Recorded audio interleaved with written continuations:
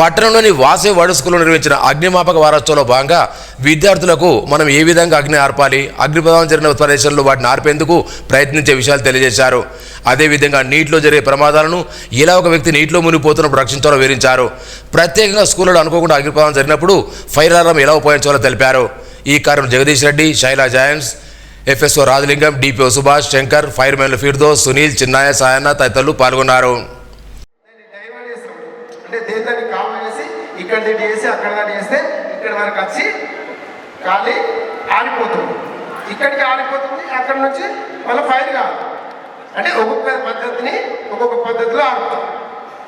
అదే ప్రతిదానికి వాటర్ కొట్టాలంటే ఓన్లీ ఎలక్ట్రానిక్ ఫైర్ మీదే వాడాల్సింది. ఎందుకంటే షార్ట్ సర్క్యూట్ అవుతుంది మనకు, కాబట్టి ఎలక్ట్రానిక్ ఫైర్ మీదే వాడాలి. ఎందుకు అంటే ఇలా సివోట్ కూలింగ్ సివోట్ ఉంటుంది. ఇది ఒకటి.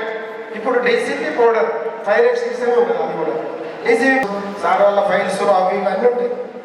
ఒక ఫైల్ కాలుతుంది, ఒక ఫైల్ కాలుతున్న మీద వాటర్ కొట్టమనుకో పక్క ఫైల్ కూడా చెడిపోయే అవకాశాలు ఉంటాయి. కాబట్టి